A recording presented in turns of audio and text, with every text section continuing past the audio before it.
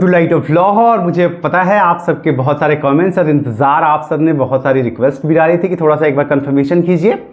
Colour की भर्ती जो है आपकी, उसको लेकर के आपके जो 3225 पद हैं उसके एग्ज़ाम, अहर्ता, एलिजिबिलिटी और किस तरीके से इसे आप कम दिनों की मेहनत में क्रैक कर सकते हैं, इसके ऊपर जो डिस्कशन था।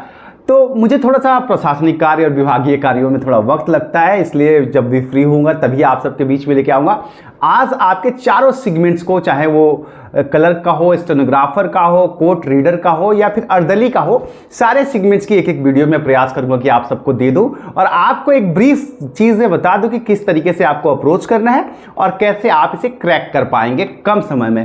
हालांकि स्टेनोग्राफर और कोर्ट रीडर को लेकर के जो आप लोगों ने एक कन्फ्यूजन बना रखा है कि भाई सर्टिफिकेट नहीं है, सर्टिफिकेट अभी आपको वक्त है, आप अभी भी कर सकते हैं। 3 महीने का कोर्स होता है, किसी भी रिकॉग्नाइज इंस्टीट्यूट में एडमिशन लेकर के आप 3 महीने की टाइपिंग सर्टिफिकेट ले लीजिए, वो आपके काम आ जाएगा। इसके बारे में अगले सेगमेंट में जब स्टेनोग्राफर और कोर्ट रीडर की बात करेंगे तब करेंगे। साथ ही ये भी प्रयास करूंगा कि बहुत जल्द आप लोगों को जिनसे के अंडर में काम करना है, जो आपको ऑर्डर करते हैं काम करने का, आपके मजिस्ट्रेट साहब या फिर आपके रजिस्ट्रार या सीनियर रजिस्ट्रार, तो उनसे भी आपका इंटरव्यू कंडक्ट करा दें और वो आपको काफ़ी हेल्प करेंगे कि आप जो आपके रिव्यू ऑफिसर है वो बताएंगे कि आपको किस तरीके से जो है अप्रोच करना है ताकि आप अच्छी तरीके से स्कोर करके कम समय में कर पाए। तो आप चैनल पे बने रहिएगा, आपके लिए यही एक चीज़ है कि आप चैनल को सब्सक्राइब करके बेल आइकन दबा दीजिए। उम्मीद करता हूं कि मेरे साथ इस जर्नी में आप वहां तक पहुंचेंगे जहां तक आपकी एक नौकरी सुनिश्चित हो जाए, एक पद सुनिश्चित हो जाए और आप अपने क्रियालाप को ठीक से करके। इसके पक्ष में मैं सबसे पहले, जैसे कि मैंने आपको पहले ही डे बताया था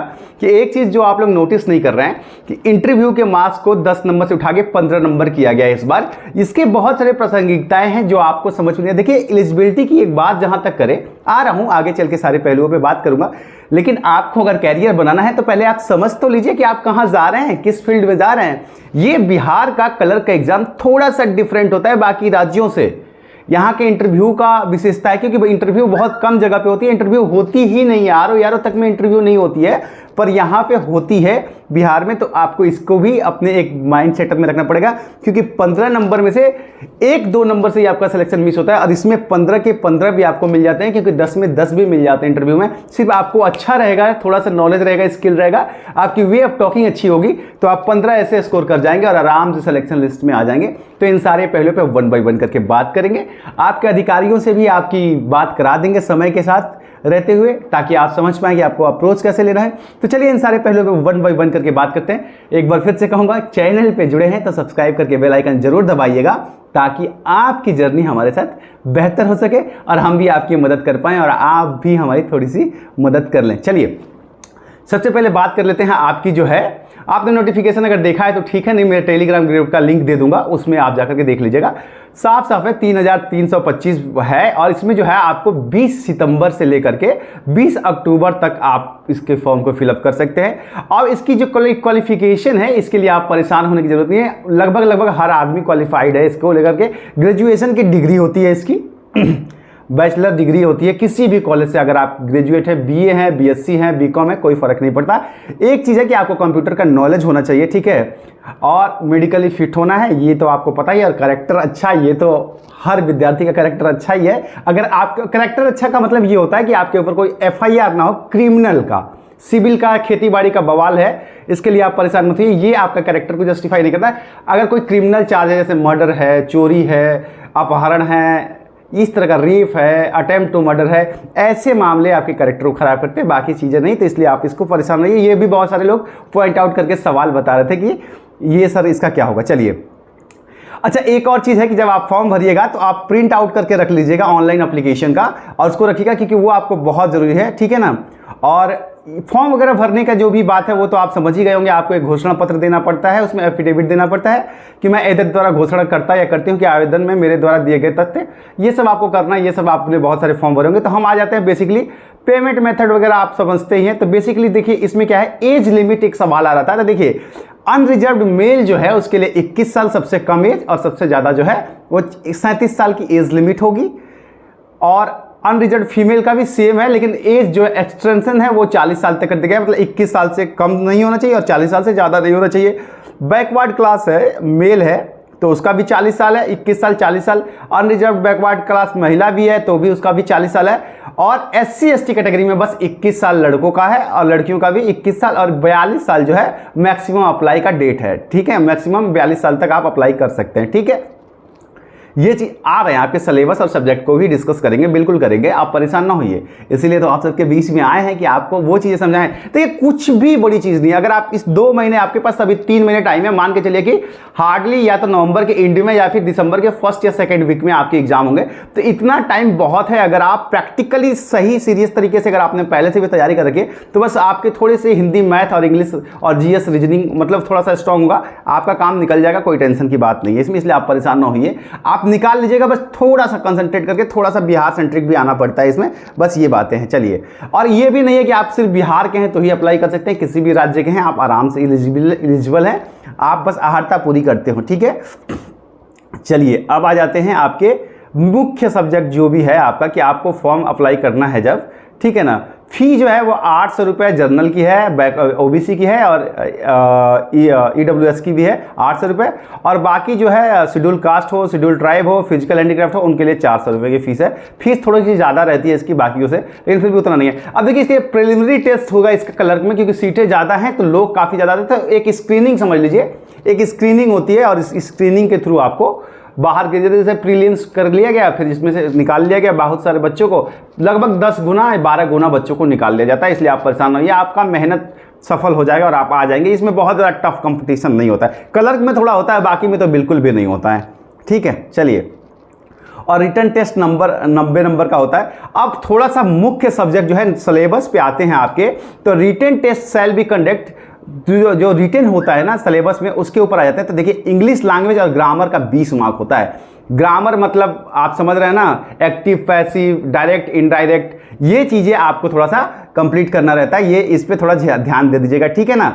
एस्से राइटिंग अगर आपको आती है, अगर नॉर्मल लेवल का भी आता है तो आप देख लीजिएगा, नहीं तो अगर आप चाहें तो UPSC वाली जो एस्से की बुक होती है, अगर आपके पास है तो ठीक है, नहीं तो आप YouTube पे भी देख सकते हैं, कोई दिक्कत नहीं है। एस्से राइटिंग आपके लिए बड़ा अच्छा काम कर देता है। कॉम्प्रिहेंसिव और वोकैबुलरी जो होती है वो भी, और लेटर राइटिंग आपको पता है कि पत्र लिखना पड़ता है आपके कार्यकलाप में भी, तो आपको लेटर राइटिंग वगैरह स्किल्स हैं तो आप 20 नंबर आराम से उठा लीजिएगा। हिंदी लैंग्वेज की भी बात करें तो वही होता है कि लेटर राइटिंग आपको आनी चाहिए, एस्से आना चाहिए, कॉम्प्रिहेंसिव और वोकैबुलरी उसका भी है। तो ये आप तो हिंदी माध्यम वाले तो इसका स्ट्रॉन्ग सब्जेक्ट होगा।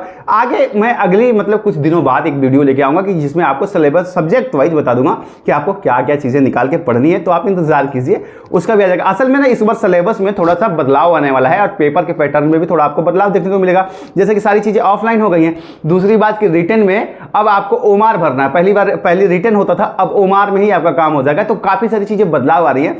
अधिकारियों से, संबंधित अधिकारियों से बात हुई है तो सर ने कहा कि 1 हफ्ते बाद वो तो बात हो जाए, वो भी बिजी रहते हैं, तो हम आपको डिटेल दे पाएंगे और वो चीज़ें आपको दे पाएंगे जो आपको कोई भी और शायद ना दे पाए, क्योंकि इसका एक विभाग से जुड़े रहने का एक फ़ायदा तो होता है कि आपको चीज़ें पता चल जाती है टाइम से पहले। क्योंकि जैसे इस भर्ती को मैंने आपको 3 महीने पहले बता दिया था। पीठ नहीं ठोक रहा हूँ, बस आपकी हेल्प कर रहा हूँ, तो बता रहा हूँ कि आप सही जगह पे हैं। बस जनरल नॉलेज की अगर बात कर ले तो इसमें बस बहुत सारा कुछ नहीं है, बस आपकी हिस्ट्री सही है, ज्योग्राफी सही है तो आपका काम निकल जाएगा।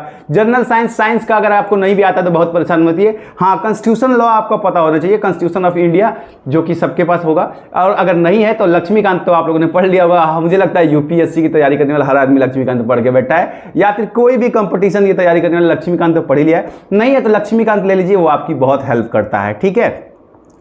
और लीगल टेक्नोलॉजी टर्मिनोलॉजी जो है, जैसे लीगल शब्द जैसे होते हैं, जैसे काउंटर, एफिडेविट, रिजवाइंडर, सप्लीमेंट्री, ये लीगल टर्मिनोलॉजी ये आपको पता होना चाहिए कि रिकॉलिंग क्या होती है। ये मैं आगे आपको धीरे धीरे करके लेके आऊँगा। एक ही वीडियो में सारी चीज़ें घुसाऊँगा तो 1.5 घंटे का हो जाएगा और वो आपको समझ में भी नहीं आएगा। इसलिए अभी मैं आपको बस बता रहा हूँ एक एक सेगमेंट पे सब्जेक्ट। आज सिर्फ सिलेबस पे चर्चा कर रहे हैं, अगली वीडियो में क्लर्क के सारे सब्जेक्ट्स में क्या क्या पढ़ना है। जैसे एस्ट्रोनोग्राफर या टाइपिंग का अप्रोच है, आपकी वीडियो थोड़ी लंबी हो रही है लेकिन आपको गाइड तो मिल जाएगा। टेक्नोलॉजी तो वो है, आपको मंगल स्क्रिप्ट पे करना है, स्क्रिप्चर पे करना है या किस पे करना है, फ्रंट क्या होगा, इसके बारे में भी आगे धीरे धीरे आपको लेकर के आऊँगा। चलिए मैथमेटिक्स की बात कर ले तो मैथमेटिक्स में बहुत सिंपल सा है कि आपको मतलब compromise question topics, simple calculation, वही आपका साधारण ब्याज हो जाइए, टाइम डिस्टेंस हो गया, औसत हो गया, टाइम एंड वर्क हो गया, calculation of simple compound interest, वही रेशियो आपका जो होता है, प्रोपेशन होता है, यही औसत और आपके ये सारी चीज़ें ही आती है। तो मतलब मैथ का लेवल जो होता है वो 10वीं लेवल का होता है, इसलिए आप परेशान ना होइए, मैथ का लेवल इजी होगा और आप आराम से उसको भी क्रैक कर जाएंगे। मेन रोल इसमें हिंदी और इंग्लिश का ही रहता है, इसलिए आपको जो असली खेल है ना वो वहीं आपको, अगर उसमें आपने अच्छा कर लिया तो बहुत बढ़िया हो जाएगा।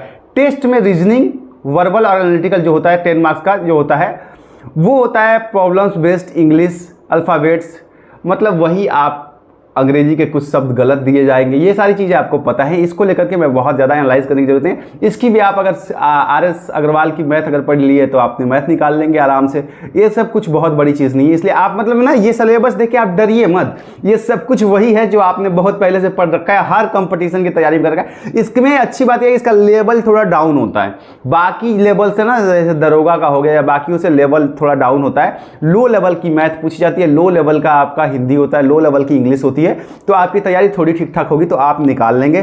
ठीक है, इसमें एक चीज़ है कि मतलब इसमें जो हिस्ट्री है ना, हिस्ट्री कंप्यूटर जो है आपका, कंप्यूटर का फंडामेंट्स क्या होता है, टर्मिनोलॉजी क्या होता है, कंप्यूटर का ऑब्स्टेकल होता है, हार्डवेयर सॉफ्टवेयर, ये क्वेश्चन है, इसका आप परेशान मत लीजिए। इसका एक पतला सा बुक आता है, मैं बुक भी रिकमेंड कर दूंगा अगर आप कहेंगे तो। ऐसे कहूँगा तो आप कहिएगा देखिए किताब बेच रहे हैं इसलिए नहीं बेच रहे हैं। आप कोई भी कंप्यूटर नॉलेज की, बेसिक कंप्यूटर नॉलेज की कोई भी एक पतली सी किताब ले लीजिएगा, करीब 40-50 पन्ने की आती है, बस एक बार ससरा के पढ़ लीजिएगा, आपका काम हो जाएगा, ऑब्जेक्टिव वर्क का काम हो जाएगा, आराम से हो जाएगा, उसके लिए आप परेशान ना होइए। ठीक है, एक चीज़ का आप ख्याल रखिए कि आपको कम से कम 40% नंबर लेके आना है, नहीं आप प्रीलिम्स ही फेल हो जाएंगे, आप क्वालिफाई ही नहीं कर पाएंगे, इसलिए ओवरऑल आपको 40% लेकर के आना है। ठीक है, और मल्टी चॉइस क्वेश्चंस आपको मिलेंगे तो बस आपको टिक करना है और बस सिलेबस के हिसाब से आपको निकाल लेना है, इसलिए आपको बहुत ज़्यादा उसमें परेशान होने की ज़रूरत नहीं है। चलिए अब आ जाते हैं आपके अगले सेगमेंट की तरफ कि अगला सेगमेंट क्या कहता है आपका। तो कुल जमा जो अगला सेगमेंट है आ जाता है मेंस का। मेंस में आप जैसे ही घुसते हैं तो वहां पे आपको जो है एक सब्जेक्ट का पीछा छूट जाता है और वो होता है जनरल नॉलेज का। आपको उसमें जनरल नॉलेज नहीं देना रहता है, तो आप उसकी तैयारी अगर कम भी है, सिर्फ प्रीलिम्स बेस पे है तो भी कोई दिक्कत नहीं है। मैथ, हिंदी और इंग्लिश आपकी काफ़ी ज़्यादा इसमें एग्रेसिव होनी चाहिए और थोड़ा सा लेवल, थोड़ा स्टैंडर्ड थोड़ा सा बढ़ जाता है। लेकिन फिर भी अगर आपने मतलब 10वीं तक की मैथमेटिक्स आपकी अच्छी है, एडवांस अगर आपने लेके पढ़ा है तो और अच्छा है, अगर नहीं लेके भी रखा है तो भी अगर आपने थोड़ा बहुत पढ़ा है मैथ तो अच्छा है। हिंदी आपकी अच्छी है तो आप आराम से निकाल लेंगे, हिंदी काफ़ी ज़्यादा रोल निभा लेती है, इसलिए आप परेशान ना होइए। तो ये आपके जो है कलर की बात है। अब इसमें एक और सेगमेंट जो मैं आप लोगों को बताना चाहता हूँ वो बहुत इंपॉर्टेंट है, जिसके ऊपर मैं आज डिस्कस कर रहा हूँ। आप देख लीजिएगा कि लास्ट में जब रिजल्ट आएगा तो आप पाएंगे कि यही हुआ है कि इंटरव्यू में जिनको ज़्यादा नंबर मिले हैं उनका सिलेक्शन हो गया, क्योंकि बेसिकली आप सारे लोग कॉम्पिटिटिव एग्जाम्स की तैयारी कर चुके हैं और कॉम्पिटिटिव एग्जाम्स की तैयारी करते करते आपने ये बेसिक लेवल का जो पेपर आता है ना तो आप उसमें अच्छा स्कोर कर जाते हैं, तो इसलिए 70 के आसपास में आप तो खींच लेते हैं इसमें। लेकिन इंटरव्यू में जब आप जाते हैं तो इंटरव्यू का आइडिया नहीं होने की वजह से वहाँ क्या पूछा जाएगा, आपकी बॉडी लैंग्वेज, बहुत सारी चीज़ें हैं। तो ये इंटरव्यू के सवाल भी मैं आपको बता दूंगा, जो लोग पहले दे रखे हैं उनसे भी आपकी बात कराऊंगा। आप बस चैनल पर बने रहिएगा, ठीक है, मिल जाएगा, आप परेशान ना होइए, कोई बड़ी चीज़ नहीं है। तो इंटरव्यू के लिए थोड़ा सा केस स्टडी, थोड़ा टर्मिनोलॉजी क्या होता है, जैसे वो इंटरव्यू में पूछेगा अच्छा ये बताइए काउंटर क्या होता है, तो काउंटर क्या होता है ये आपको पता नहीं चाहिए। काउंटर मतलब क्या होता है कि जब भी हम कोई केस करते हैं तो जज साहब कहते हैं कि जिस डिपार्टमेंट, जैसे मान लो भर्ती बोर्ड के ऊपर कोई केस हो गया तो काउंटर कॉल का मतलब ये हो गया कि भर्ती बोर्ड को एक अपनी तरफ से यहाँ से नोटिस भेजा जाता है, जैसे सम्मन होता है ना वैसे ही कि आप जवाब दीजिए, आपके ऊपर केस है, उसको काउंटर कहते हैं। उधर से जवाब आ गया तो फिर यहाँ से रिज्वाइंटेड डालेगा जिस पार्टी ने केस किया है। तो ये सारी इंटरव्यूअर चीज़ ये है, ये मैं आपको समय समय पे बता दूंगा, तो आप परेशान नहीं है। तो ये कलर को लेकर के थी, कलर को लेकर के उम्मीद है अगर आपकी कोई डाउट है आप बेधड़क कमेंट सेक्शन में लिखिएगा, मैं प्रयास करूँगा कि आपको जवाब मिल जाए और परेशान ना होइए, आप अपनी तैयारी आराम से कर सकते हैं। बाकी बहुत सारे प्लेटफॉर्म हैं जो आपको धीरे धीरे पढ़ाना भी शुरू कर देंगे, ज़रूरत पड़ेगी तो आप मुझसे पूछ लीजिएगा, मैं आपकी हेल्प जरूर करूँगा। ऑल द बेस्ट, आप सबको प्रणाम।